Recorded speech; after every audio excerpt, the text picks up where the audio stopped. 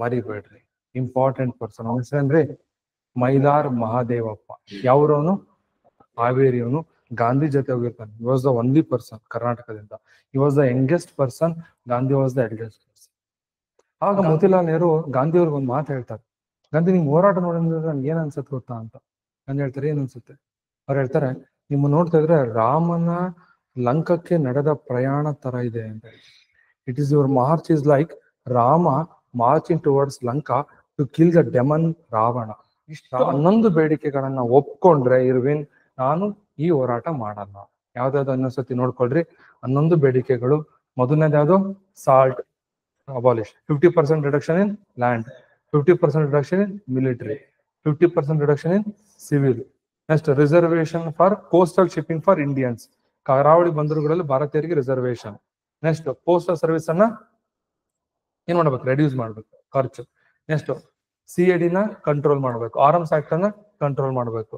Cotton import ಗೆ tax ಹಾಕ್ಬೇಕು. Next cottage industries develop ಮಾಡಬೇಕು. Exchange ratio between rupees and sterling reduce ಆಗ್ಬೇಕು. ಜಾಸ್ತಿ ಆಗ್ಬೇಕಾ ರೆಡ್ಯೂಸ್ ಆಗ್ಬೇಕು? ರೆಡ್ಯೂಸ್ ಆಗ್ಬೇಕು. ಜಾಸ್ತಿ ಆದ್ರೆ ನಮ್ದು ವ್ಯಾಲ್ಯೂ ಹೊರಟೋಗುತ್ತಲ್ಲ ರೂಪಾಯಿದು.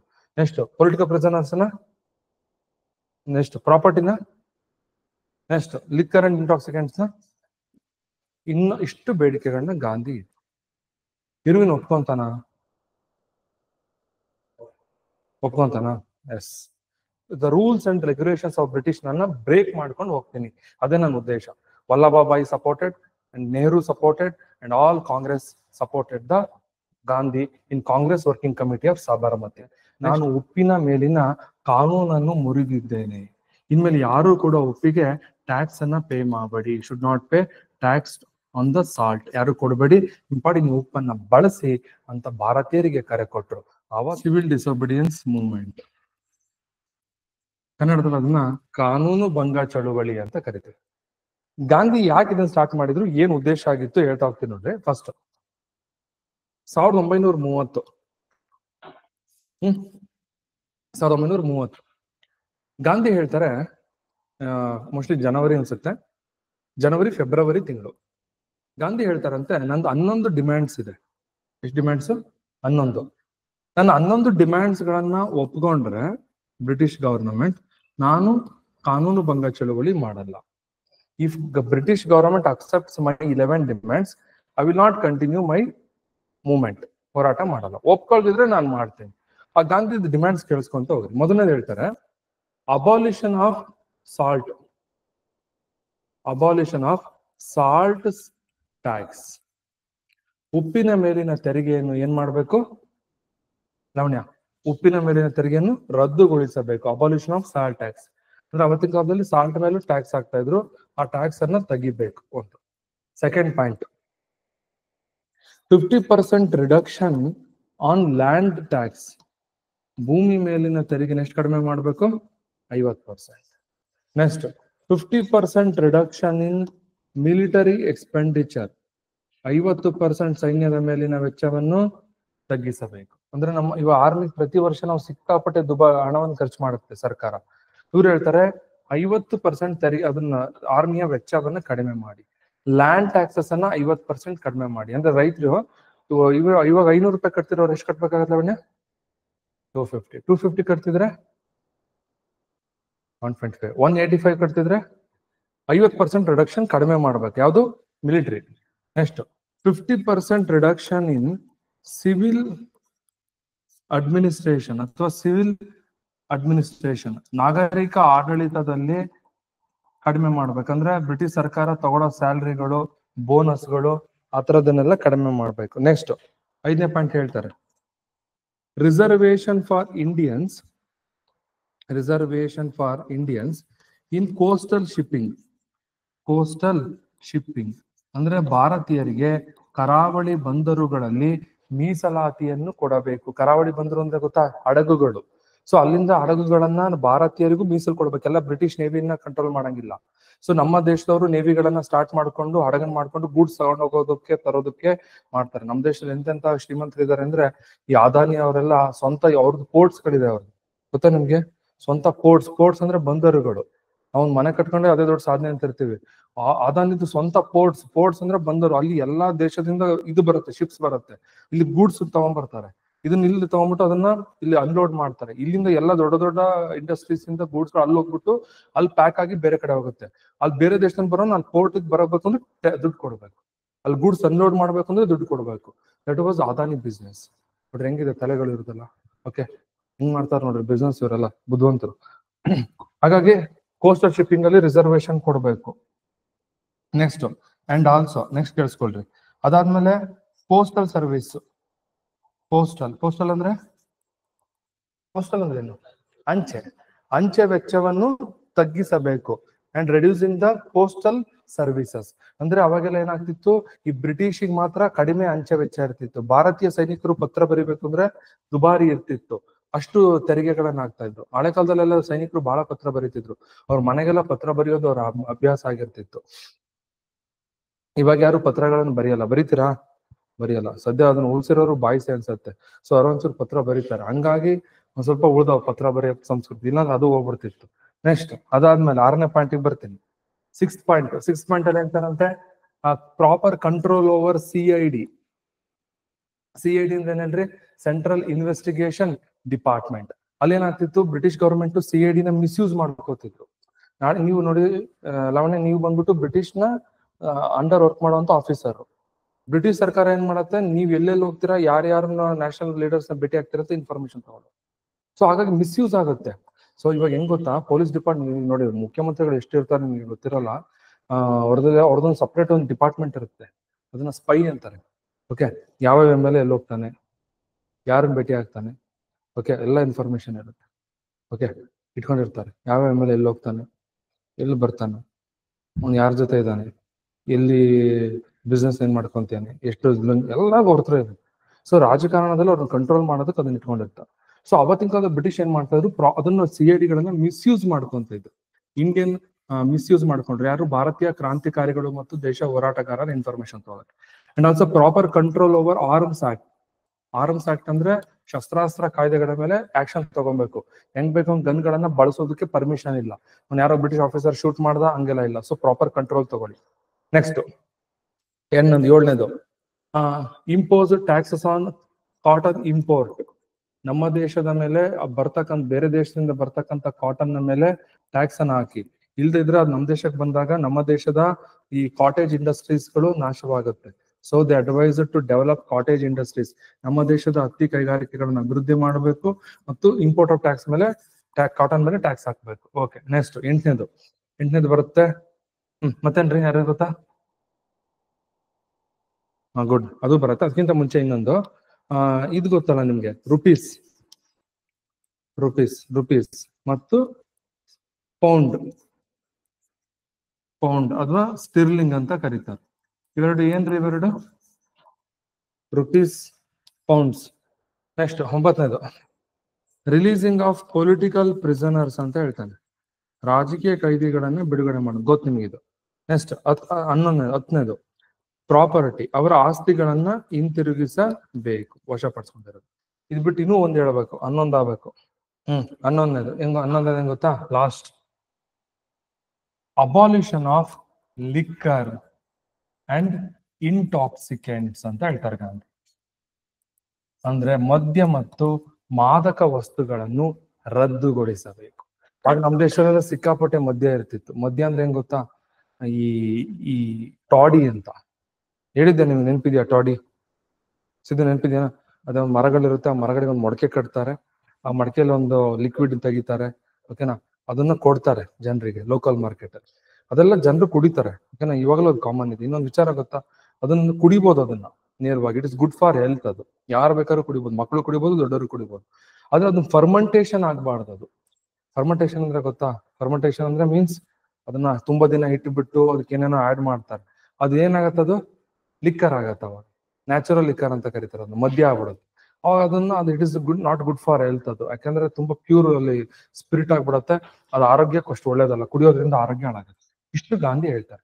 ಇಷ್ಟು 11 ಬೇಡಿಕೆಗಳನ್ನ ಒಪ್ಕೊಂಡ್ರೆ ಇರ್ವಿನ್ ನಾನು ಈ ಹೋರಾಟ ಮಾಡಲ್ಲ. ಯಾವ್ದಾವ್ದು ಇನ್ನೊಂದ್ಸತಿ ನೋಡ್ಕೊಳ್ರಿ. 11 ಬೇಡಿಕೆಗಳು. ಮೊದಲನೇದು ಯಾವ್ದು? Salt abolish, 50% reduction in land, 50% reduction in military, 50% reduction in civil. Next reservation for coastal shipping for Indians, ಕರಾವಳಿ ಬಂದರುಗಳಲ್ಲಿ ಭಾರತೀಯರಿಗೆ ರಿಸರ್ವೇಶನ್. ನೆಕ್ಸ್ಟ್ ಪೋಸ್ಟಲ್ ಸರ್ವಿಸ್ ಅನ್ನ ಏನ್ ಮಾಡ್ಬೇಕು, ರೆಡ್ಯೂಸ್ ಮಾಡ್ಬೇಕು ಖರ್ಚು. ನೆಕ್ಸ್ಟ್ CID ನ ಕಂಟ್ರೋಲ್ ಮಾಡ್ಬೇಕು, ಆರ್ಮ್ಸ್ ಆಕ್ಟ್ ಅನ್ನ ಕಂಟ್ರೋಲ್ ಮಾಡ್ಬೇಕು, ಕಾಟನ್ ಇಂಪೋರ್ಟ್ ಗೆ ಟ್ಯಾಕ್ಸ್ ಹಾಕ್ಬೇಕು, ನೆಕ್ಸ್ಟ್ ಕಾಟೇಜ್ ಇಂಡಸ್ಟ್ರೀಸ್ ಡೆವಲಪ್ ಮಾಡಬೇಕು, exchange ratio between rupees and sterling reduce ಆಗ್ಬೇಕು. ಜಾಸ್ತಿ ಆಗ್ಬೇಕಾ ರೆಡ್ಯೂಸ್ ಆಗ್ಬೇಕು? ರೆಡ್ಯೂಸ್ ಆಗ್ಬೇಕು. ಜಾಸ್ತಿ ಆದ್ರೆ ನಮ್ದು ವ್ಯಾಲ್ಯೂ ಹೊರಟೋಗುತ್ತಲ್ಲ ರೂಪಾಯಿದು. ನೆಕ್ಸ್ಟ್ ಪೊಲಿಟಿಕಲ್ ಪ್ರಿಸನರ್ಸ್ ನ, ನೆಕ್ಸ್ಟ್ ಪ್ರಾಪರ್ಟಿನ, ನೆಕ್ಸ್ಟ್ ಲಿಕ್ಕರ್ ಅಂಡ್ ಇಂಟಾಕ್ಸಿಕೆಂಟ್ಸ್ ನ, ಇನ್ನು ಇಷ್ಟು ಬೇಡಿಕೆಗಳನ್ನ ಗಾಂಧಿ ಇರುವಿನ ಒಪ್ಕೊಂತಾನ? ಎಸ್. ಗಾಂಧಿ ಏನಾರು ಮಾಡ್ಕೊಳ್ಳಿ, ನಾನು ಮಾತ್ರ ಇದ್ರಲ್ಲಿ ಒಂದೇ ಒಂದನ್ನು ಕೂಡ ನಾನು ತೆಗೆದುಹಾಕಲ್ಲ. ಸೊ ಈ ರಿಜೆಕ್ಟೆಡ್ ದ ಗಾಂಧಿ ಯಾವ ಡಿಮ್ಯಾಂಡ್ಸ್? 11 ಡಿಮ್ಯಾಂಡ್ಸ್. ಗಾಂಧಿ 11 ಡಿಮ್ಯಾಂಡ್ಸ್ ತಗೊಂಡು ಒಪ್ಕೊಂಡಿದ್ರೆ ಸಾಲ್ಟ್ ಸತ್ಯಾಗ್ರಹ ಆಗ್ತಾನೆ ಇರ್ತಿರ್ಲಿಲ್ವೇ? Simple logic. ಹರಿಕೃಷ್ಣನ್ ಕರೆಕ್ಟ್ ಏನ್ರಿ? ಹಿಂಗ್ರಿ ನೀವು ತಾಳ ತಪ್ಪುತ್ತಲ್ರಿ ಮ್ಯೂಸಿಕ್ ಅಲ್ಲಿ. ಓಕೆ, ಅಲ್ಲಿ 11 ಒಪ್ಕೊಂಡ್ಬಿಟ್ಟಿದ್ದಾರೆ. ಗಾಂಧಿ ಉಪ್ಪಿನ ಸತ್ಯಾಗ್ರಹ ಯಾಕೆ ಮಾಡ್ತಿದ್ರು? ಅವ್ರು ಯಾಕೆ ರಿಸ್ಕ್ ಇತ್ತು? ಗಾಂಧಿ ಏನು ದಡ್ರು ಅನ್ಕೊಂಡ್ರ? ಓಕೆ, ಇಲ್ಲಿ ನೋಡ್ರಿ 11 ಡಿಮ್ಯಾಂಡ್ಗಳನ್ನ ರಿಜೆಕ್ಟ್ ಮಾಡ್ತಾನೆ. ಯಾರು? ಒಪ್ಕೊಳ್ಳೋದಿಲ್ಲ. ನೆಕ್ಸ್ಟ್ ಗಾಂಧಿ ಏನ್ ಮಾಡ್ತಾರೆ? ಮಜಾ ಇದೆ ನೋಡ್ರಿ. 1930 ಫೆಬ್ರವರಿ 14ರಿಂದ 16 ಗಾಂಧಿ ಸಬರ್ಮತಿಯಲ್ಲಿ ಇದ್ರು. ಸಬರ್ಮತಿಯಲ್ಲಿ ಇರ್ತಾರೆ. ಡಿಸ್ಕಷನ್ ಸ್ಟಾರ್ಟ್ ಆಯ್ತು. ಗಾಂಧಿ ಹೇಳ್ತಾರಂತೆ, ಅಲ್ಲ ರೀ, ಇವ್ರು ಪಕ್ಕದಲ್ಲಿ ಇವ್ರು ಇರ್ತಾರೆ, ಯಾರು? ನೆಹರು, ನೆಹರು, ವಲ್ಲಭಾಬಾಯಿ ಪಟೇಲ್ ಅವರೆಲ್ಲ, ರಾಜಗೋಪಾಲ್ ಎಲ್ಲ ಹೇಳ್ತಾರೆ. ಎಲ್ರು ಹೇಳ್ತಾರೆ ಅಂತ ಎಲ್ರು ಮುಂದೆ ಹೇಳ್ತಾರೆ, ಅಲ್ಲ ರೀ ಮತ್ತೆ ಒಪ್ಕೊಂಡಿಲ್ಲಲ್ರಿ ಇರ್ವೇನ್, ಏನ್ ಮಾಡೋದು? ಅವ್ರು ಹೇಳ್ತಾರೆ, ಗಾಂಧೀಜಿ ಏನ್ ಮಾಡ್ತೀರಾ ಪಾಪು, ಏನ್ ಮಾಡ್ತೀರಾ? ಗಾಂಧೀಜಿ ಹೇಳ್ತಾರೆ, ಏನ್ ಮಾಡದ್ರಿ ಲಾವಣ್ಯ? ನಾನು ನಿಮ್ಗೆ ಹಂಗೆ ಕೇಳ್ತಾರ, ಏನ್ ಮಾಡದ್ರಿ, ಏನ್ ಮಾಡೋದು? ಹೇಳ್ತಾರೆ, ಗಾಂಧೀಜಿ ನೀವು ಹೋರಾಟ ಮಾಡಿ ನಾವು ಜೊತೆಗಿರ್ತೀವಿ, ನೀವು ಟೆನ್ಷನ್ ತಗೊಂಡ್ಬಿಡಿ, ನೀವು ಮಾಡ್ಕೊಡಿ ಹೋರಾಟ, ನಾವು ಜೊತೆಗಿರ್ತೀವಿ. ವಲ್ಲಭಾಬಾಯಿ ಪಟೇಲ್ ಸ್ವತಃ ಹೇಳ್ತಾರಂತೆ, ನಿಮ್ಗೆ ಯಾಕೆ ಹಿಂಗೆ ಹೇಳ್ತಾ ಇದ್ದೀನಿ ನೆನ್ಪುಡಿಲಿ ಅಂತ. ಓಕೆನಾ? ಸುಮ್ಮನೆ ಸ್ಟ್ರಿಕ್ಟ್ ಆಗಿ ಹಂಗೆ ನಿಮ್ಗೆ Vallabhbhai Patel shed like this ಅಂತ ಅಂದ್ಬಿಟ್ಟು ನಿಮ್ಗೆ ಏನ್ ಹೊರಡೋದು ಏನು ಗೊತ್ತಿರಲ್ಲ, ಹಂಗೆ ಮತ್ತೆ ಹಂಗೆ ಮನೆಗೆ ಹೋಗ್ತಿರಲ್ಲ ಅವನಿಗೆ. ಸೊ ವಲ್ಲಭಾಯ್ ಪಟೇಲ್ ಸ್ವತಃ ಹೇಳ್ತಾರೆ ಅಂತ. ಏನಾದ್ರು ಹೇಳ್ತಾರೆ ಗೊತ್ತಾ? ಗಾಂಧೀಜಿ ನೀವು ಹೋರಾಟ ಮಾಡಿ ನಾನ್ ಜೊತೆಗಿರ್ತೀನಿ ಅಂತ. ಯಾರು ಅಶ್ಯೂರೆನ್ಸ್ ಕೊಟ್ರು? ವಲ್ಲಭಾಯ್ ಪಟೇಲ್ ಅಶ್ಯೂರೆನ್ಸ್ ಕೊಟ್ರು. ನೆಕ್ಸ್ಟ್ ನೋಡಿ, ಗಾಂಧಿ ಹೇಳ್ತಾರಂತೆ, ನಾನು ಉಪ್ಪಿನ ಸತ್ಯಾಗ್ರಹವನ್ನು ಆರಂಭಿಸುತ್ತೇನೆ, ಕಾನೂನನ್ನು ಮುರಿತೀನಿ. Civil disobedience means the rules and regulations of British ನನ್ನ ಬ್ರೇಕ್ ಮಾಡ್ಕೊಂಡು ಹೋಗ್ತೀನಿ. ಅದೇ ನನ್ನ ಉದ್ದೇಶ. Vallabhbhai supported and Nehru supported and all Congress supported the Gandhi in Congress working committee of Sabarmati. Next ಬಂದೇ ಬಿಡ್ತು ಡೇಟು, 1930 ಮಾರ್ಚ್ ತಿಂಗಳು 12ನೇ ತಾರೀಕು. ಬಿಸಿಲು ಅಂದ್ರೆ ಬಿಸಿಲು. ಓಕೆ, ಮಾರ್ಚ್ 12ನೇ ತಾರೀಕು ಗಾಂಧಿ ಹೇಳ್ತಾರೆ, ಸಬರ್ಮತಿಯಿಂದ ನಾನು ಸ್ಟಾರ್ಟ್ ಮಾಡ್ತೀನಿ ಅಂತ ಹೇಳ್ತಾರೆ. ಸಬರ್ಮತಿ ಇಲ್ಲಿ ಬರುತ್ತೆ, ಇಲ್ಲಿಂದ ತುಂಬಾ ದೂರ, ಇಲ್ಲಿ ದಂಡಿಗೆ ಬರ್ಬೇಕು. ಇಲ್ಲಿಗೂ 241 ಮೈಲ್ಸ್ ದೂರ, ಮೈಲ್ಸ್. ಗಾಂಧಿ ಹೇಳ್ತಾರೆ, ಐ ವಿಲ್ ಡೂ ಪಾದಯಾತ್ರ, ನಾನು ನಡ್ಕೊಂಡು ಹೋಗ್ತೀನಿ ಅಂತಾರೆ. ಅವಾಗ ಬೇರೆಲ್ಲ ಹೇಳ್ತಾರೆ, ಗಾಂಧೀಜಿ ಬೇಕಾಯ್ತು ನಡೆಯೋದು ಆಗುತ್ತಾ? ಸುಮ್ಮ ಕಾರಲ್ಲಿ ಹೋಗ್ಬಿಡೋಣ ಏನಂತೀರಾ? ಗಾಂಧೀಜಿ ಏನ್ರಿ ಹಿಂಗಂತೀರಾ? ನಾವು ಕಾರಲ್ಲೆಲ್ಲ ಬರಲ್ಲ ಕಣ್ರಿ, ನಡಿಬೇಕಂಡ್ರಿ, ಬ್ರಿಟಿಷ್ರಿಗೆ ಗೊತ್ತಾಗ್ಬೇಕು ನಮ್ಮ ಹೋರಾಟ ಏನು ಅಂತಾರೆ. ಇವತ್ತಿನ ರಾಜಕಾರಣಿಗಳೆಲ್ಲ ಮಾಡ್ತಾರೆ ಗೊತ್ತಾ ಪಾದಯಾತ್ರೆ ಅಂತ? ಇಲ್ಲಿ ಕಾರಲ್ಲಿ ಹತ್ಕೊಂತಾರೆ, ಅಲ್ಲಿ ಇಳ್ಕೊಂತಾರೆ, ಅಲ್ಲಿ ಇಳ್ಕೊಂಡ್ಬಿಟ್ಟು ಪಾದಯಾತ್ರೆ ಮಾಡಿದ್ವಿ ಅಂತ ಇಮಿಡಿಯೇಟ್ ಎಲ್ಲ ಬರ್ತಾರೆ, ಬಂದ್ಬಿಟ್ಟು ಒಂದು ಫೋಟೋ ಹೊಡ್ಕೋತಾರೆ. ಇಂಥ ರಾಜಕಾರಣಿಗಳು ಪಾದಯಾತ್ರೆ ಎಂತಾನೂ ಇಲ್ಲ, ಅವ್ರು ಗಿಡಿಯೋದೆಲ್ಲ ಸುಳ್ಳು ಅವೆಲ್ಲ. ಸೊ ಗಾಂಧಿ ಸ್ವತಃ ನಡೀತಾರೆ 241 ಮೈಲುಗಳನ್ನ. ಗಾಂಧಿಗೆ ಅವತ್ತು ವಯಸ್ಸು 61 ವರ್ಷ, ಮರಿಬೇಡಿ. ಈ was the senior most person ಅಲ್ಲಿ ಇದ್ದವರು. ಎಷ್ಟು ಜನ ಏನ್ರಿ ನೀವು? ಎಕ್ಸಾಕ್ಟ್ಲಿ 78 ಮೆಂಬರ್ಸ್, 78 ಜನ, ಮರಿಬೇಡಿ ಯಾವಾಗ್ಲೂ ಇದನ್ನ. ಗಾಂಧಿ ಜೊತೆಗೆ ದಂಡಿ ಯಾತ್ರೆಯಲ್ಲಿ ನಡೆದವರು ಟೋಟಲ್ ಎಷ್ಟು ಮೆಂಬರ್ಸ್ ರೀ? ಎಕ್ಸಾಕ್ಟ್ 78. ಅದರಲ್ಲಿ Gandhi was the eldest person ಅಂತ ಕರೀತಾರೆ. ಅವರಿಗೆ ವಯಸ್ಸು 61 ವರ್ಷ. ಯಂಗೆಸ್ಟ್ ಪರ್ಸನ್ ಅಂದ್ರೆ 18 ವರ್ಷದ ಒಬ್ಬ ಹುಡುಗ. ಅವನು ನಮ್ಮ ಕರ್ನಾಟಕದವನು, ಹಾವೇರಿಯವನು, ಇನ್ನು ಬೆಳಗಾವಿನ, ಓಕೆ, ಹಾವೇರಿಯವನು. ಅವನ ಹೆಸರು ಬಂದ್ಬಿಟ್ಟು, ಅವನ ಹೆಸರು ಮೈಲಾರ ಮಹಾದೇವಪ್ಪ ಅಂತ. ಮರಿಬೇಡ್ರಿ, ಇಂಪಾರ್ಟೆಂಟ್ ಪರ್ಸನ್. ಅವನ ಹೆಸರೇನ್ರಿ? ಮೈಲಾರ್ ಮಹಾದೇವಪ್ಪ. ಯಾವ್ರವನು? ಹಾವೇರಿಯವನು. ಗಾಂಧಿ ಜೊತೆ ಹೋಗಿರ್ತಾನೆ. ಈ ವಾಸ್ ದ ಓನ್ಲಿ ಪರ್ಸನ್ ಕರ್ನಾಟಕದಿಂದ. ಈ was the youngest person, Gandhi was the eldest person. Gandhi ಪಾದಯಾತ್ರೆ ಮಾಡ್ಕೊಂಡು ಹೋಗ್ತಾ ಇರ್ತಾರೆ. ನಡೀತಾ ನಡೀತಾ ನಡೀತಾ ತುಂಬಾ ದೂರ ಬರ್ತಾರೆ. ಮಧ್ಯದಲ್ಲಿ 1930 ಮಾರ್ಚ್ 23, 1930 ಮಾರ್ಚ್ 23ನೇ ತಾರೀಕು 23 ಅಲ್ಲಿ ಜಂಪುಸರ್ ಅಂತ ಒಂದು ಊರು ಬರುತ್ತೆ, ನಡ್ಕೊಂಡ್ ಬರ್ಬೇಕಾದ್ರೆ ಒಂದು ಸಣ್ಣ ಹಳ್ಳಿ ಜಂಪುಸರ್ ಅಂತ. ಅಲ್ಲಿ ಗಾಂಧಿ ಬಂದ್ಬಿಟ್ಟು ಹಾಲ್ಟ್ ಆಗ್ತಾರೆ ಅವತ್ತು. ಗಾಂಧಿ ಹಾಲ್ಟೆಡ್ ಅಟ್ ಜಂಪುಸರ್. ಅವ್ರನ್ನ ಭೇಟಿ ಆಗೋದಕ್ಕೆ ಅವತ್ತು ಮೋತಿಲಾಲ್ ನೆಹರೂರವರು ಬಂದ್ರು. ನೆಹರು ಬರ್ತಾರೆ. ಮೋತಿಲಾಲ್ ನೆಹರು ಅವ್ರು ಬಂದ್ಬಿಟ್ಟು ಗಾಂಧಿ ಅವ್ರನ್ನ ಭೇಟಿಯಾಗಿ ಮಾತಾಡಿಸ್ತಾರೆ. ಹೇಗಿದ್ದೀರಾ ಗಾಂಧಿ, ಚೆನ್ನಾಗಿದ್ದೀರಾ, ಇಷ್ಟ ದಿನ ನಡೀತಾ ಇದ್ದೀರಾ, ಆರಾಮಾಗಿದ್ದೀರಾ, ಆರೋಗ್ಯ ಎಲ್ಲ ಓಕೆನಾ ಅಂತ ಹೇಳ್ತಾರೆ. ಎವ್ರಿಥಿಂಗ್ ಇಸ್ ಫೈನ್, ಇನ್ನು ಸ್ವಲ್ಪ ದಿನದಲ್ಲೇ ನಾನು ಹೋಗಿ ಮುಟ್ಟುತ್ತೀನಿ ದಂಡಿನ, ಇನ್ನೊಂದು 10 ದಿನ ಅಷ್ಟೇ ಅಂತ ಹೇಳ್ತಾರೆ. ಓಕೆ, ಹುಷಾರಾಗಿ ಮಾಡಿ ಅಂತೆಲ್ಲ ಹೇಳ್ತಾರೆ.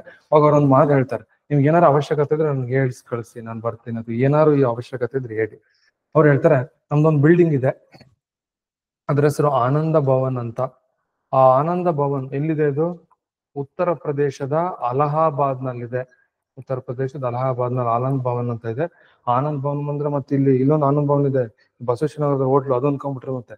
ಸೊ ಆನಂದ್ ಭವನ್ ಬಂದ್ಬಿಟ್ಟು ಉತ್ತರ ಪ್ರದೇಶದ ಒಂದು ದೊಡ್ಡ ಬಿಲ್ಡಿಂಗ್, ಚಿತ್ರ ತೋರಿಸ್ತೀನಿ. ಅದನ್ನ ಗಿಫ್ಟ್ ಆಗಿ ಕೊಡ್ತಾರೆ ಗಾಂಧಿಗೆ. ಗಾಂಧೀಜಿ ನಿಮ್ಗೊಂದು ಗಿಫ್ಟ್, ಇಷ್ಟು ಹೋರಾಟ ಮಾಡ್ತಾ ಇದ್ರೆ ನನ್ನ ಕಡೆ ಒಂದು ಚಿಕ್ಕ ಉಡುಗೊರೆ ನೋಡಿ. ಅವರವೆಲ್ಲ ಚಿಕ್ಕ ಚಿಕ್ಕ ಉಡುಗೊರೆ ಅಂದ್ರೆ ಈ ತರ. ಮೊದಲು ನಾನು ಹೇಳ್ತಾ, ನನ್ನ ಕಡೆ ಒಂದು ಚಿಕ್ಕ ಉಡುಗೊರೆ ದಯವಿಟ್ಟು ತಗೊಬೇಕು ಅಂತ. ಗಾಂಧಿ ಏನು ಅಂತ ಹೇಳಿದ್ರೆ, ಆನಂದ ಭವನ್ ಕೊಡ್ತೀನಿ ಅಂತಾರೆ. ಗಾಂಧಿ ಹೇಳ್ತಾರೆ, ತಗೊಂಡು ನಾನೇನ್ ಮಾಡ್ಲಿ, ಒಂದ್ ಕೆಲಸ ಮಾಡಿ ಅದನ್ನ ಕಾಂಗ್ರೆಸ್ ಕೊಟ್ಬಿಡಿ, ಕಾಂಗ್ರೆಸ್ ಪಕ್ಷಕ್ಕೆ ಕೊಡಿ.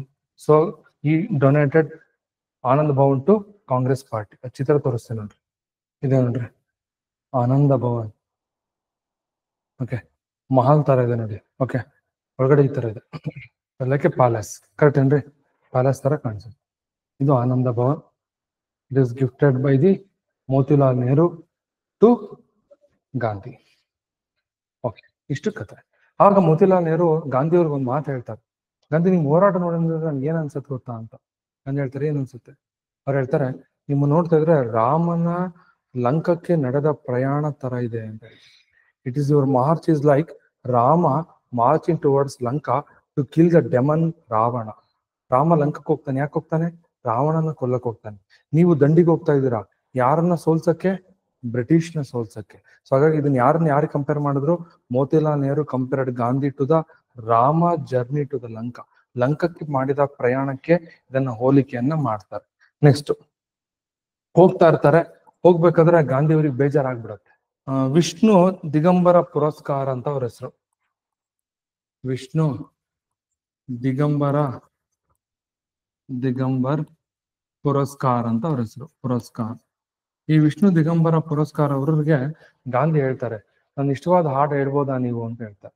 ಗಾಂಧಿ ಯಾವ್ದಾಡ್ರಿ ಇಷ್ಟವಾದ ಹಾಡು? ರಘುಪತಿ ರಾಘವ ರಾಜಾರಾಮ್ ಪತೀತ ಪಾವನ ಸೀತಾರಾಮ್. ಅದನ್ನ ಆ ವ್ಯಕ್ತಿ ಹಾಡ್ತಾರೆ. ಅವ್ರು ಹಾಡ್ಕೊಂಡ್ ಬರ್ತಾ ಇರ್ತಾರೆ, ಗಾಂಧಿ ಅದನ್ನ ಕೇಳಿಸ್ಕೊಂಡು ನಡೀತಾ ಇರ್ತಾರೆ. ಅವ್ರು ತುಂಬಾ ಚೆನ್ನಾಗಿ ಹಾಡ್ತಿರ್ತಾರೆ. ಓಕೆ, ಅದನ್ನ ಕೇಳ್ಕೊಂಡ್ ಬರ್ತಿರ್ತಾರೆ. ನಾವೆಲ್ಲ ಕಾಲೇಜಲ್ಲಿ ಟ್ರೆಕ್ಕಿಂಗ್ ಹೋದಾಗ ನಮ್ಮ ಫ್ರೆಂಡ್ ಅಲ್ಲಿ ಯಾರು ಕೆಲವರು ತುಂಬಾ ಚೆನ್ನಾಗಿ ಹಾಡೋರು. ಓಕೆ, ಬಟ್ ಇಂಥವ್ ಆಡ್ತಿರ್ಲಿಲ್ಲ ಅವರು.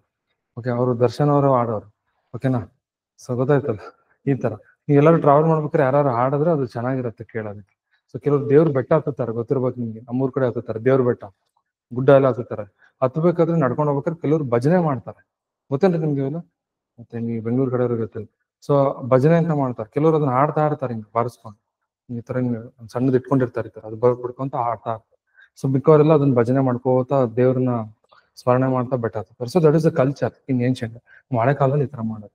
ಇವ್ರು ಅದನ್ನ ಗಾಂಧಿಯವರ ಬಹಳ ಪ್ರಿಯವಾಗಿರ್ತಕ್ಕಂಥ ಹಾಡು ರಘುಪತಿ ರಾಘವ ರಾಜಾರಾಮ್ ಅಂತಕ್ಕಂಥ ಹಾಡನ್ನ ಹಾಡ್ತಾ ಇರ್ತಾರೆ. ಕೊನೆಗೆ 1930 ಏಪ್ರಿಲ್ ತಿಂಗಳಂತೆ 6ನೇ ತಾರೀಕು, ಅದು ಆಕ್ಚುಲಿ 5ನೇ ತಾರೀಕು ಬರ್ತಾರೆ ಇವರು.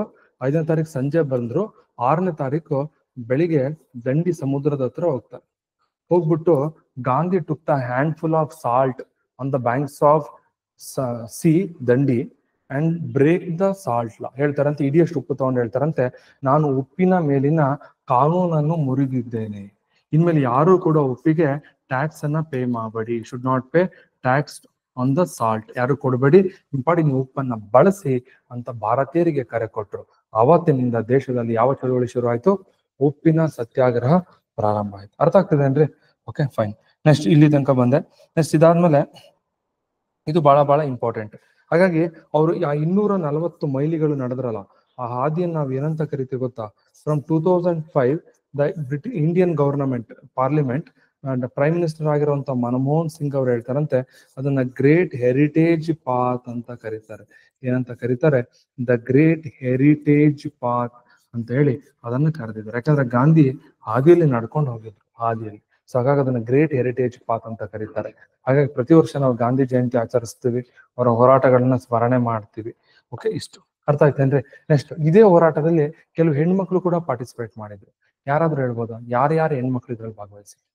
ಗಾಂಧಿ ಅವ್ರ ಪತ್ನಿನ್ ಬಿಟ್ರಲ್ಲ, ಕಸ್ತೂರ್ಬಾ ಗಾಂಧಿ ಅವರು ಕೂಡ ಇದ್ರು.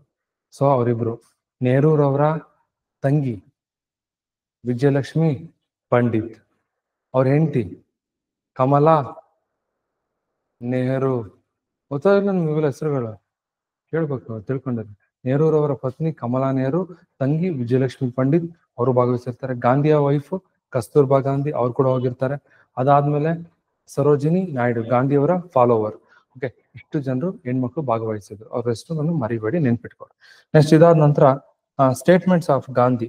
ಗಾಂಧಿ ಹೇಳ್ತಾರೆ ಅಂತ ಒಂದು ಕೊನೆ ಒಂದು ಮಾತು ಹೇಳ್ತಾರೆ, ನಾನು ಈ ಹೋರಾಟದಲ್ಲಿ ಹೋರಾಟ ಮಾಡುತ್ತಾ ಸಾಯಲು ಬಯಸುತ್ತೇನೆ, ಆದರೆ ಸೋತು ನಾನು ಸಬರ್ಮತಿಗೆ ತೆರಳುವುದಿಲ್ಲ ಅಂತ ಹೇಳ್ತಾರೆ.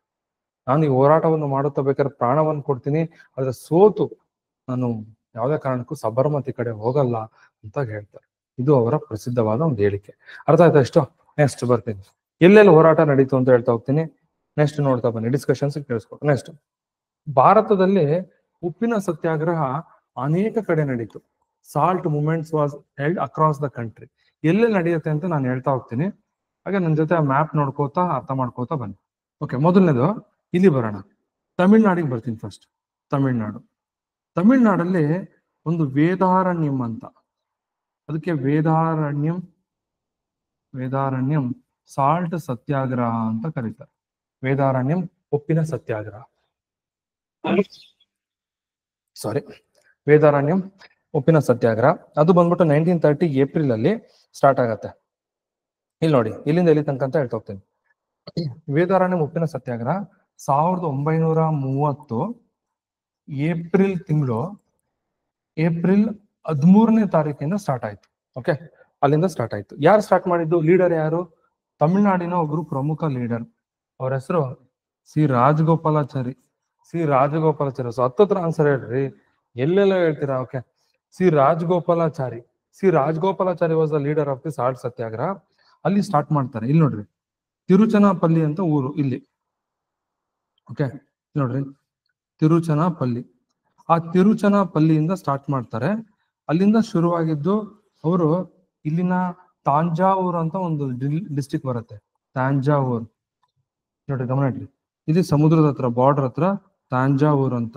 ಆ ಬಾರ್ಡರ್ ಪಕ್ಕದಲ್ಲಿ ಒಂದು ಊರಿದೆ, ಅದೇ ವೇದಾರಣ್ಯಂ ಅಂತ. ಅಲ್ಲಿಂದ ಅಲ್ಲಿಗೆ ಅವರು ತಮ್ಮ ಕಾಲ್ನಡಿಗೆಯಲ್ಲಿ ನಡೀತಾರೆ. ನಡೆದು ಕಾಲಿನ ಹೆಬ್ಬೆರಳು ಉಗುರು ಕಿತ್ತೋಗುತ್ತೆ ಅವ್ರು. ನಡೀತಾ ಉಗುರು ಹೊರಟೋಗ್ಬಿಡುತ್ತೆ. ಕಾಲಿಗೆ ಬ್ಯಾಂಡೇಜ್ ಹಾಕೊಂಡು ನಡೀತಾರೆ. ಆ ಚಿತ್ರ ನೆನ್ಪಿಟ್ಕೊಳ್ರಿ, ನಾನು ಮುಂದೆ ತೋರಿಸ್ತೀನಿ. ಓಕೆ, ಕಲ್ಪನೆ ಮಾಡ್ಕೊಡ್ರಿ. ನಡೀತಾ ಹೋಗ್ತಿರ್ತಾರೆ, ಕಾಲೆಲ್ಲ ಪೆಟ್ಟಾಗತ್ತೆ. ಸೊ ತಿರುಚನಾಪಲ್ಲಿಯಿಂದ ತಾಂಜಾವೂರಿನ ವೇದಾರಣ್ಯಂವರೆಗೆ ನಡ್ಕೊಂಡು ಹೋಗ್ತಾರೆ ಈ ಪರ್ಸನ್. ನೆಕ್ಸ್ಟ್, ಈ ಕಡೆ ಪಕ್ಕದ ರಾಜ್ಯ ಯಾವ್ದ್ರಿ? ಕೇರಳದಲ್ಲಿ ಉಪ್ಪಿನ ಸತ್ಯಾಗ್ರಹ ನಡೆಯುತ್ತೆ. ಅದು ಇದೇ ಡೇಟ್, ಹೆಚ್ಚು ಕಡಿಮೆ 1930 ಏಪ್ರಿಲ್ 13. ಯಾರಪ್ಪ ಲೀಡರು? ತೆಗೆದು ನೋಡ್ರಿ, ಲಾಸ್ಟ್ ಚಾಪ್ಟರ್ಸ್ ಅಲ್ಲ ಹೇಳಿದೀನಿ ನಿಮ್ ಬಗ್ಗೆ. ಕೆ ಕೇಳಪ್ಪ. ಆ ಕೆ ಕೇಳಪ್ಪನ ಏನ್ ಮಾಡ್ತಾನೆ, ಸ್ಟಾರ್ಟ್ ಮಾಡ್ತಾನೆ. ಎಲ್ಲಿಂದ ಎಲ್ಲಿಗೆ? ಕ್ಯಾಲಿಕಟ್ ಅಂತ. ಓಕೆ, ಪಯ್ಯಣ್ಣೂರು ಅಂತ. ಪಯ್ಯಣ್ಣೂರಿಂದ ಕ್ಯಾಲಿಕಟ್ ವರೆಗೆ ಪ್ರಯಾಣ. ಒಂದು ಕ್ಯಾಲಿಕಟ್ ಅಂತ ಊರು. ಆ ಕ್ಯಾಲಿಕಟ್ ಇಂದ ಪ್ರಯಾಣ ಮಾಡ್ಕೊಂಡು ಬಂದು ಪಕ್ಕಕ್ಕೆ ಬರ್ತಾನೆ. ಅಲ್ಲಿ ನಡ್ಕೊಂಡ್ ಬಂದು ಪ್ರಯಾಣ ಮಾಡಿ ಅಲ್ಲೊಂದು ಊರು, ಅದ್ರ ಹೆಸರು ಪಯ್ಯಣ್ಣೂರು ಅಂತ. ಆ ಪಯ್ಯಣ್ಣೂರು ತನಕ ನಡ್ಕೊಂಡ್ ಬರ್ತಾನೆ. ಸೊ ಕೇರಳದಲ್ಲಿ ಉಪ್ಪಿನ ಸತ್ಯಾಗ್ರಹದ ಲೀಡರ್ ಅಂದ್ರೆ ಯಾರು ಹೇಳ್ತೀರಾ? ಕೆ ಕೇಳಪ್ಪನ್. ಅದಕ್ಕೆ ಅವ್ನು ಏನಂತ ಕರೀತಾರೆ ಗೊತ್ತಾ? ಗಾಂಧಿ ಆಫ್ ಕೇರಳದ ಗಾಂಧಿ ಅಂತ ಕರೀತಾರೆ. ನೆಕ್ಸ್ಟ್ ಈ ಕಡೆ ಬರ್ತೀನಿ, ಆಂಧ್ರ ಪ್ರದೇಶ. ಇಲ್ಲಿ 1930 ಏಪ್ರಿಲ್. ಓಕೆ, ಲೀಡರ್ ಆಂಧ್ರ ಪ್ರದೇಶದಲ್ಲಿ ಟಿ ಪ್ರಕಾಶಂ ಅಂತ ಅವನ ಹೆಸರು, ವ್ಯಕ್ತಿ. ಟಿ ಪ್ರಕಾಶಂ ಆಂಧ್ರ ಕೇಸರಿ. ಅವನು ನಾಯಕತ್ವವನ್ನು ವಹಿಸ್ತಾನೆ. ಅವರು ಆಂಧ್ರದಲ್ಲಿ ಉಪ್ಪಿನ ಸತ್ಯಾಗ್ರಹದ ನೇತೃತ್ವವನ್ನು ವಹಿಸ್ತಾನೆ. ದೊಡ್ಡ ಹೋರಾಟವನ್ನ ಮಾಡ್ತಾರೆ. ಓಕೆ, ಅಲ್ಲೆಲ್ಲ ನಾಯಕರು ಬಹಳ ಜನ ಬರ್ತಾರೆ. ಟಿ ಪ್ರಕಾಶಂ ಅವರೆಲ್ಲ ಬರ್ತಾರೆ. ಇವರು ಆಂಧ್ರದಲ್ಲಿ ಸಮುದ್ರದ ಪಕ್ಕ ಹೋಗ್ಬಿಟ್ಟು ಉಪ್ಪನ್ನು ತಯಾರಿಸ್ತಾರೆ. ನೆಕ್ಸ್ಟ್ ಕರ್ನಾಟಕಕ್ಕೆ ಬರ್ತೀನಿ. ಇದಂತೂ ನೀವು ಹೇಳ್ಬೇಕು. ಇಲ್ಲಿ ನೋಡ್ರಿ, ಹೇಳ್ತೀನಿ ನಾನೇ. MP ನಾಡಕರ್ಣಿ ಅಂತ ಮರಿಬೇಡ್ರಿ ಯಾವಾಗ್ಲೂ ಮಾತು. MP Nadkarni was the leader of the salt satyagraha in Karnataka. ನಮ್ ಕರ್ನಾಟಕದಲ್ಲಿ ಇಲ್ಲೊಂದು ಜಿಲ್ಲೆ ಬರುತ್ತೆ, ಅದ್ರ ಹೆಸರು ಉತ್ತರ ಕನ್ನಡ ಅಂತ ಕೇಳಿದಿರಾ? ನಾರ್ತ್ ಕೆನರಾ ಅಂತ ಕರೀತಾರೆ. ಅಲ್ಲೊಂದು ಊರು ಬರುತ್ತೆ ಅಂಕೋಲಾ ಅಂತ, ಕೇಳಿದಿರಾ? ಅಂಕೋಲಾ ಅನ್ನೋದು ಒಂದು ತಾಲೂಕದು. ಆ ಅಂಕೋಲದಲ್ಲಿ ಉಪ್ಪಿನ ಸತ್ಯಾಗ್ರಹ ಪ್ರಾರಂಭ ಆಯಿತು. ಲೀಡರ್ ಯಾರು? MP Nadkarni played very important role, leader of the salt satyagraha. ಉಪ್ಪಿನ ಸತ್ಯಾಗ್ರಹದ ನೇತೃತ್ವ ವಹಿಸ್ಕೊಂಡ್ರು. ತಾವೇ ಅಲ್ಲಿ ಸಾವಿರಾರು ಜನರನ್ನು ಕರ್ಕೊಂಡು 45,000 ಜನ ಬಂದು ಆ ಹೋರಾಟದಲ್ಲಿ ಭಾಗವಹಿಸಿದರು. ಓಕೆ, ಇಷ್ಟು ಇದು ನಡೀತಕ್ಕಂಥದ್ದು. ನೆಕ್ಸ್ಟ್ ಇಲ್ಲಿ ಅಸ್ಸಾಂ ಅಲ್ಲಿ ಯಾರ್ರಿ? ಓಕೆ, ನೆನ್ಪಿದಾಳ? ಪಿನ್ ಗೈಡೆನ್ಸ್, ಅವಳು ಹೋರಾಟವನ್ನು ಮಾಡ್ತಾಳೆ ಅಲ್ಲಿ. ಹೀಗೆ ಅನೇಕ ಜನರು ಹೋರಾಟವನ್ನ ಮಾಡ್ತಾರೆ. ನೆಕ್ಸ್ಟ್ ದರಸನ ಉಪ್ಪಿನ ಸತ್ಯಾಗ್ರಹ, ಅದೊಂದು ಹೇಳ್ಬಿಡ್ತೀನಿ. ದರಸನ ಉಪ್ಪಿನ ಸತ್ಯಾಗ್ರಹ. ನೆಕ್ಸ್ಟ್ ದರಸನ ಅಂತ ಇದು. ಇಲ್ಲಿ ಬರ್ತೀನಿ, ಮಹಾರಾಷ್ಟ್ರದ ಬಾಂಬೆಗೆ ಬರ್ತೀನಿ. ಕರ್ನಾಟಕ ಆಯ್ತು. ಇಲ್ಲಿ ಬಾಂಬೆ ಹತ್ರ ಒಂದು ಉಪ್ಪಿನ ಸತ್ಯಾಗ್ರಹ ನಡೆಯುತ್ತೆ. ಅದ್ರ ಹೆಸರು, ಬಾಂಬೆ ಹತ್ರ ಒಂದು ಊರು ದರಸನ ಅಂತ. ಅದ್ರ ಹೆಸರೇನ್ರಿ? Dharasana. Was a place near Bombay. Dharasana, ಆ ದರಸನ ಅಂತ ಊರು. ಇದು ಈ ದಂಡಿಯಿಂದ 120 ಕಿಲೋಮೀಟರ್ ದೂರ ಇದೆ ಸೂರತ್ನಿಂದ. ಅಷ್ಟು ದೂರ ನಡ್ಕೊಂಡ್ ಬರ್ತಾರೆ ಗಾಂಧಿ ಕಡೆಯವರು. ಗಾಂಧಿ ಜೊತೆ ಗಾಂಧಿ ಬರ್ತಾರೆ, ಗಾಂಧಿಯವ್ರ ಜೊತೆ ಗಾಂಧಿ ಬರ್ತಾರೆ. ಗಾಂಧಿ ಜೊತೆ ಅವರ ಫಾಲೋವರ್ಸ್ ಆಗಿರುವಂತ ಅಬ್ಬಾಸ್ ತ್ಯಾಬ್ಜಿ ಅಂತ ಬರ್ತಾರೆ. ಅವ್ರ ಪತ್ನಿ ಕಸ್ತೂರ್ಬಾ ಗಾಂಧಿ, ಇವರೆಲ್ಲ ಉಪ್ಪಿನ ಸತ್ಯಾಗ್ರಹ ಬಂದು ನಡ್ಕೊಂಡು ದರಸನಕ್ಕೆ ಬರ್ತಿದ್ದಾಗೆ, ಅದು ಯಾವಾಗ? ಏಪ್ರಿಲ್ ತಿಂಗಳಲ್ಲಿ. ಆಗ ಬ್ರಿಟಿಷ್ ಸರ್ಕಾರ ಹೇಳತ್ತಂತೆ, ಈ ಗಾಂಧಿಯವರನ್ನ ಬಂಧಿಸೋಣ ಅಂತ ಹೇಳಿ. ಇವರಿದ್ರೆ ಬಿಟ್ಬಿಟ್ರೆ ಭಾರಿ ಗಲಾಟೆ ಮಾಡಿಸ್ತಾರೆ, ಸೊ ಗಾಂಧಿನ ಅರೆಸ್ಟ್ ಮಾಡೋಣ ಅಂತೇಳಿ ಗಾಂಧಿ ವಾಸ್ ಅರೆಸ್ಟೆಡ್ ಅಂಡ್ ದರಸನ ಸತ್ಯಾಗ್ರಹ. ಅವರನ್ನ 1930 ಮೇ 5ನೇ ತಾರೀಕು, ಅದು ಡೇಟ್ ಬೇಕಾದ್ರೆ ನೆನ್ಪಿಟ್ಕೊಳ್ರಿ, ಮೇ 5ನೇ ತಾರೀಕು ಗಾಂಧಿಯನ್ನ ಬಂಧಿಸಲಾಯಿತು. ಯಾವಾಗ ಬಂಧಿಸಲಾಯ್ತು? ಮೇ 5, 1930 ಗಾಂಧಿಯನ್ನ ಬಂಧಿಸ್ತಾರೆ. ಎಲ್ಲಿ ಬಂಧಿಸ್ತಾರೆ? ದರಸನ. ಎಲ್ಲಿ ಬರುತ್ತದು? ಬಾಂಬೆಯಿಂದ ಒಂದು ಸ್ವಲ್ಪ ದೂರದಲ್ಲಿ. ಸೊ ಗಾಂಧಿನ ಅರೆಸ್ಟ್ ಆಯ್ತು. ಗಾಂಧಿನ ಆಗ್ತಿದ್ದಂಗೆ ನೆಕ್ಸ್ಟ್ ಅವ್ರ ಫಾಲೋವರ್ ಯಾರಿದ್ರು? ಅಬ್ಬಾಸ್ ತ್ಯಾಬ್ಜಿ, ಅವ್ರನ್ನು ಅರೆಸ್ಟ್. ನೆಕ್ಸ್ಟ್ ಅವ್ರ ವೈಫ್ ಯಾರಿದ್ರು? ಕಸ್ತೂರ್ಬಾ ಗಾಂಧಿ, ಅವ್ರನ್ನು ಅರೆಸ್ಟ್. ಎಲ್ರನ್ನೂ ಅರೆಸ್ಟ್ ಮಾಡಿ ತಗೊಂಡು ಹೋಗ್ತಾರೆ. ಕೊನೆಗೆ ಈ ಹೋರಾಟವನ್ನ, ದರಸನ ಉಪ್ಪಿನ ಸತ್ಯಾಗ್ರಹವನ್ನ ಕಂಟಿನ್ಯೂ ಮಾಡಿದ್ದು ಯಾರು ಅಂದ್ರೆ ಗಾಂಧಿಯ ಫಾಲೋವರ್ ಆಗಿದ್ದಂತ ಸರೋಜಿನಿ ನಾಯ್ಡು ಅಂತ. ಅವರು Sarojini Naidu she handle the Dharasana satyagraha. ಮತ್ತೆ ಗಾಂಧಿಗೊಬ್ಬ ಮಗ ಇರ್ತಿದ್ದಾರೆ, ಇಬ್ರು ಗಂಡು ಮಕ್ಳು ಹೇಳಿದೆ, ಇಂಪಾರ್ಟೆಂಟ್. ಅದ್ರಲ್ಲಿ ಒಬ್ನು ದಾರಿ ತಪ್ಪಿದ ಮಗ ಇರ್ತಾನೆ, ಅವನು ಬರಲ್ಲ, ಅವನು ಅಲ್ಲೆಲ್ಲ ಅಳಿತಿರ್ತಾನೆ. ಇನ್ನೊಬ್ಬ ಮಗ ಇರ್ತಾನೆ, ಒಳ್ಳೆ ಮಗ, ಎರಡನೇ ಅವನು. ಅವನ ಹೆಸರೇನ್ರಿಲ್ಲ? ಅವನೇ ಅವನ ಹೆಸರೇನು? Very good. ಅವನ ಹೆಸರೇನ್ರಿ? ಮಣಿಲಾಲ್. ಸೊ ಮಣಿಲಾಲ್ ಬರ್ತಾನೆ. So Sarojini Naidu and Manilal Gandhi were the important leaders. Okay, ದೊಡ್ಡ ಮಗ ಅವನು ಬೇರೆ, ಅವನು ಹರಿಲಾಲ್, ಅವನು ಇಲ್ಲೆಲ್ಲ ಬರಲ್ಲ, ಅವನವೆಲ್ಲ ಪ್ಲೇಸೇ ಬೇರೆ. ಸೊ ಹಂಗಾಗ್ಬಿಟ್ಟು ಅವನೇನ್ ಮಾಡ್ತಾನೆ, ಇಲ್ಲಿ ಮಣಿಲಾಲ್ ಮತ್ತು Sarojini Naidu both participated in Dharasana salt Satyagraha. ಅರ್ಥ ಆಯ್ತೇನ್ರಿ? ಇಷ್ಟು ಕಡೆ ನಡೆಯುತ್ತೆ ನೋಡಿ, ಮ್ಯಾಪ್ ಹಾಕ್ಬಿಟ್ಟಿದೀನಿ, ಇಷ್ಟೇ ನೆನ್ಪಿಟ್ಕೊಳ್ಳೋದು. ಮ್ಯಾಪ್ ಹಾಕಿದ್ದು ಎಲ್ಲೆಲ್ಲಿ ಏನಾಗ್ಬೇಕು, ಯಾರ್ಯಾರು ಪಾರ್ಟಿಸಿಪೇಟ್ ಮಾಡಿದ್ರು. ಅರ್ಥ ಆಯ್ತಾ? ಓಕೆ, ಲಾಸ್ಟಿಗೆ ಬರ್ತೀನಿ. Moment and events of the, ಈ ಟೈಮಲ್ಲಿ ನಡೆದಿರುವಂತ ಪ್ರಮುಖ ಘಟನೆಗಳು ಹೇಳ್ತಾ ಹೋಗ್ತೀನಿ, ಕೇಳಿಸ್ಕೊಂತ ಬರ್ತೀನಿ. ಕೇಳಿಸ್ಕೊಳ್ಳಿ. ಇಂಪಾರ್ಟೆಂಟ್ ಇವೆಂಟ್ಸ್, ಈ ಟೈಮಲ್ಲಿ ನಡೆದಂತ ಪ್ರಮುಖ ಘಟನೆಗಳು ಯಾರಿಗಾರು ಗೊತ್ತೇನ್ರಿ? ಮೊದಲನೇ ಘಟನೆ ಕೇಳಿಸ್ಕೊಬೇಕು ನೀವು. ಮೊದಲನೆಯ ಘಟನೆ ಚಿತ್ತಗಾಂಗ್ ಆರ್ಮರಿ ರೈಡ್ 1930. ಚಿತ್ತಗಾಂಗ್ ಆರ್ಮರಿ ರೈಡ್, ಇದನ್ನ ಮುನ್ನಡೆಸಿದವರು ಯಾರು? ಓಕೆನಾ? ಸೂರ್ಯಸೇನ್ ಲಾವಣ್ಯ, ಗೊತ್ತಾಯ್ತೇನ್ರಿ? ಅವ್ರಿಗೆ ಸ್ಟೂಡೆಂಟ್ಸ್ ಅಲ್ಲಿ ಏನಂತ ಕರಿತಿದ್ರು ಪ್ರೀತಿಯಿಂದ? ಮಾಸ್ಟರ್ ದಾ ಅಂತ ಕರಿತಾರೆ ಪ್ರೀತಿಯಿಂದ. ಎಷ್ಟು ಜನ ಸ್ಟೂಡೆಂಟ್ಸ್ ಹೋಗಿದ್ರು? 65 ಜನ ಸ್ಟೂಡೆಂಟ್ಸ್ ಹೋಗಿದ್ರು ಅವ್ರ ಜೊತೆ. ಕರೆಕ್ಟ್ ಹೇಳಿದೆ ತಾನೆ ಕತೆ? ಹೋಗಿರ್ತಾರೆ ಸ್ಟೂಡೆಂಟ್ಸ್ ಎಲ್ಲ. ಅದ್ರಲ್ಲಿ ಇಬ್ರು ಸ್ಕೂಲ್ ಹುಡುಗಿರು, ಶಾಂತಿ ಘೋಷ್, ಸುನೀತಾ ಚೌಧರಿ. ಫ್ರೆಂಡ್ಸ್ ಅಂದ್ರೆ ಹಂಗಿರ್ಬೇಕು, ಓಕೆನಾ? ಗರ್ಲ್ಸ್ ಬಹಳ ಬೇಗ ಫ್ರೆಂಡ್ ಆಗಲ್ಲ, ಆದ್ರೂ ಲಾಂಗ್ ಲೈಫ್ ಇರಲ್ಲ ಅವ್ರ ಫ್ರೆಂಡ್ಶಿಪ್. ಅಂತದ್ರಲ್ಲೂ ಅವ್ರಿಬ್ರು ಫ್ರೆಂಡ್ಸ್ ಇದ್ರು, ತಮಾಷೆ. ಸೊ ಒಬ್ರು ಶಾಂತಿ ಘೋಷ್, ಇನ್ನೊಬ್ರ ಹೆಸರು ಸುನೀತಾ ಚೌಧರಿ. ಇಬ್ರು ಹೋಗ್ಬಿಟ್ಟು ಒಬ್ಬ ಆಫೀಸರ್ ಕೊಲೆ ಮಾಡ್ತಾರೆ ಅಂತ ಹೇಳಿದ್ದೆ, ನೆನ್ಪಿದೇನ್ರಿ? ಅವರೇ. ಅದೇ ಈ ಚಳುವಳಿ, ಇದು ಇದೇ ಟೈಮಲ್ಲಿ ನಡೆಯುತ್ತೆ. ಮತ್ತೆ ನಾನು ಎಕ್ಸ್ಪ್ಲನೇಷನ್ ಮಾಡಲ್ಲ, ಗೊತ್ತಿಲ್ಲ. ನೆಕ್ಸ್ಟ್ ಎರಡನೇದು ಬಹಳ ಇಂಪಾರ್ಟೆಂಟ್, ಖುದಾಯತ್ ಖಿದ್ಮತ್ಗಾರ್.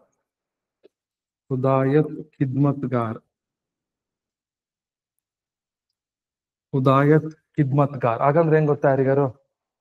ಇಲ್ಲಿ ಖುದಾಯತ್ ಖಿದ್ಮತ್ಗಾರ್ ಅಂದ್ರೆ ಏನು ಅಂತ ಹೇಳ್ಕೊಡ್ತೀನಿ ಫಸ್ಟ್. ಒಬ್ರು ವ್ಯಕ್ತಿ ಹೆಸರು ಖಾನ್ ಅಬ್ದುಲ್ ಗಫರ್ ಖಾನ್ ಅಂತ. Khan Abdul Ghaffar Khan Abdul Ghaffar Khan, very important person. ಈ Khan Abdul Ghaffar Khan started one organization, Hudayat Khidmatgar. Hudayat Khidmatgar ಅಂತ ಒಂದು ಸಂಘಟನೆ. ಅದರ ಅರ್ಥ ಸರ್ವೆಂಟ್ಸ್ ಆಫ್ ಗಾಡ್, ದೇವರ ಸೇವಕರು ಅಂತ ಅರ್ಥ ಬರುತ್ತೆ. ದೇವರ ಸೇವಕರು. They use to wear red shirt. ಅವರು ಕೆಂಪು ಶರ್ಟ್ ಅನ್ನ ಹಾಕೋತಿದ್ರು. ಅದಕ್ಕೆ ಇನ್ನೊಂದು ಹೆಸರು ಏನಂತ ಕರೀತಾರೆ ಅಂದ್ರೆ ರೆಡ್ ಶರ್ಟ್ ಆರ್ಮಿ ಅಂತ ಕೂಡ ಕರೀತಾರೆ. So the members of the Khudai Khidmatgar were also called red shirt army. ಇವರೆಲ್ಲರೂ ಕೂಡ ಈ ಸ್ವಾತಂತ್ರ್ಯದ ಹೋರಾಟದಲ್ಲಿ ಭಾಗವಹಿಸ್ತಾ ಇದ್ರು. ಉಪ್ಪಿನ ಸತ್ಯಾಗ್ರಹ ಇದ್ರಲ್ಲೆಲ್ಲ. Civil disobedience movement. 1930 ಒಂದಿನ ಈ ಇವತ್ತಿನ ಪಾಕಿಸ್ತಾನದ ಅವತ್ತಿನ ಭಾರತದ ಪೇಶಾವರದ ಬಳಿ ಒಂದು ಕಿಸಕ್ವಾನಿ ಬಜಾರ್ ಅಂತ ಇತ್ತು. ಕಿಸಕ್ವಾನಿ ಬಜಾರ್ ಹತ್ಯಾಕಾಂಡ ಅಂತ ಕೂಡ ಕರೀತಾರೆ ಇದನ್ನ. ಕಿಸಕ್ವಾನಿ ಬಜಾರ್ ಮಸಾಕರ್. ಇಲ್ಲಿ ನೋಡ್ರಿ, ಅವತ್ತಿನ ದಿವಸ ಏನಾಯ್ತು, ಕಿಸಕ್ವಾನಿ ಅಂತಕ್ಕಂಥ ಒಂದು ಸ್ಥಳದಲ್ಲಿ, ಕಿಸಕ್ವಾನಿ ಬಜಾರ್ನ ಒಂದು ಸ್ಥಳ, ಅವತ್ತು ಇವಾಗೆಲ್ಲ ನಡ್ಕೊಂಡು ಹೋಗ್ತಾ ಇರ್ತಾರೆ ಕಡೆ ಯಾರು, ಈ ಖುದಾಯತ್ ಖಿದ್ಮತ್ಗಾರ್. ಈ ಕಡೆ ಬ್ರಿಟಿಷ್ ಗನ್ ಹಿಡ್ಕೊಂಡ್ ಬರ್ತಾರೆ. ಗನ್ ಹಿಡ್ಕೊಂಡ್ ಬಂದ್ಬಿಟ್ಟು ಹೇಳ್ತಾರಂತೆ, ಯಾರು ಕೂಡ ಮುಂದೆ ಹೋಗೋದಕ್ಕೆ ನಾವು ಬಿಡೋದಿಲ್ಲ, ನಾವು ಇಲ್ಲೇ ನೀವು ಸ್ಟಾಪ್ ಮಾಡ್ಬೇಕು ನಿಮ್ಮ ಮಾರ್ಚ್ ಅನ್ನ. ಅವ್ರು ಹೇಳ್ತಾರೆ, ಇಲ್ಲ ನಾವು ಹೋಗ್ತೀವಿ, ನಾವು ಗಾಂಧಿಯ ಫಾಲೋವರ್ಸ್, ನಾವು ಉಪ್ಪಿನ ಸತ್ಯಾಗ್ರಹದ ಪರವಾಗಿ ಹೋರಾಟ ಮಾಡ್ತಾ ಇದೀವಿ, ಸೊ ವಿ ವಿಲ್ ಮಾರ್ಚ್ ಅಂತ ಹೇಳ್ತಾರೆ. ಅವ್ರು ಹೇಳ್ತಾರೆ, ಇಲ್ಲ, we will not allow to continue the march, to stop it ಅಂತ ಹೇಳ್ತಾರೆ. ಹೋಗೋಲ್ಲ. ಆಗ ಬ್ರಿಟಿಷ್ ಹೇಳ್ತಾರೆ, ಯಾರು ಹೆಜ್ಜೆ ಮುಂದಿಟ್ರೆ ನಾವು ಶೂಟ್ ಮಾಡ್ತೀವಿ ಅಂತ ಗನ್ ಹಿಡ್ಕೊಂಡಿತ್ತು. ಸೊ ಆದ್ರೂ ಅವರು ಯಾರು ಕೇರ್ ಮಾಡ್ತಾರೆ, ನಡ್ಕೊಂಡ್ ಬರ್ತಾನೆ ಇರ್ತಾರೆ. ಈ ಕಡೆ ನಿಂತ್ಕೊಂಡಿದ್ರು, ಶೂಟ್ ಸ್ಟಾರ್ಟ್ ಆಗುತ್ತೆ. ಫಸ್ಟ್ ರೋ ಇಲ್ಲವರು ಎಲ್ಲರನ್ನು ಶೂಟ್ ಮಾಡಿ ತೆಗಿತಾರೆ, ಡುಮ್ ಡುಮ್ ಡುಮ್, ಎಲ್ಲರೂ ಹಾಗೆ ಬಿಡ್ತಾರೆ. ಹಿಂದ್ಗಡೆ ಇರೋರಲ್ಲಿ ಒಬ್ನು ಹೇಳ್ತಾನೆ, ನಾವು ಗಾಂಧಿಯ ಫಾಲೋವರ್ಸ್, ಖಾನ್ ಅಬ್ದುಲ್ ಗಫರ್ ಖಾನ್ ಅನ್ನ ಫಾಲೋವರ್ಸ್, ನಾವು ನಿಂತ್ಕೊಳ್ಳೋದು ಬೇಡ, ನಾವು ಎದುರ್ಕೊಳ್ಳೋದು ಬೇಡ, ನಾವ್ ಹೆಜ್ಜೆ ಮುಂದಿಡೋಣ. ಹೆಜ್ಜೆ ಮುಂದಿಡ್ತಾರೆ, ಮತ್ತೆ ಶೂಟ್, ಅವ್ರು ಸಾಯ್ತಾರೆ. ಮತ್ತೆ ಮುಂದೆ ಬರ್ತಾರೆ, ಮತ್ತೆ ಶೂಟ್, ಮತ್ತೆ ಸಾಯ್ತಾರೆ. ಆಗ ಯಾರು ಕೂಡ ಬ್ರಿಟಿಷರ ವಿರುದ್ಧ ಒಂದು ಕಲ್ಲು ಕೂಡ ತಗೊಳ್ಳಲ್ಲ. ಯಾಕೆಂದ್ರೆ ಗಾಂಧಿಯ ತತ್ವಗಳು ಯಾವ್ದು ಹೇಳಿ, ಅಹಿಂಸೆ ಮತ್ತು ಸತ್ಯಾಗ್ರಹ.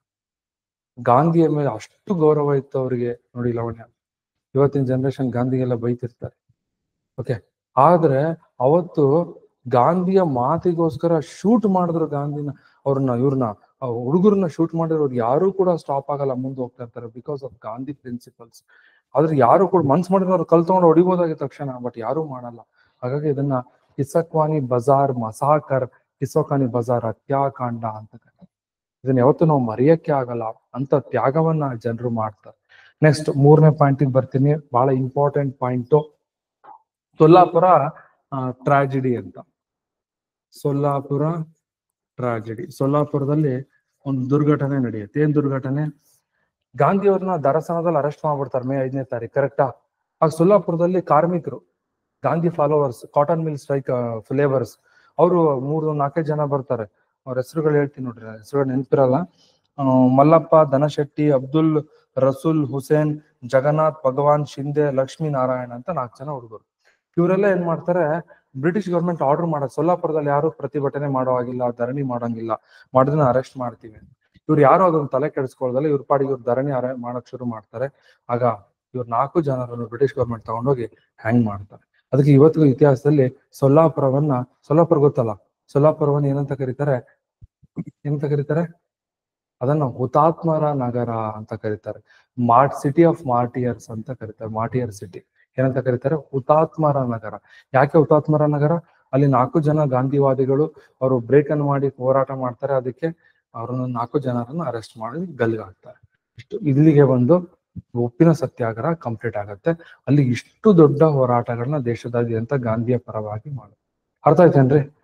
ಅರ್ಥ ಆಯ್ತಾ? ಡೌಟ್ಸ್ ಇದೆಯಾ? ಗೊತ್ತಾಯ್ತೇನ್ರಿ?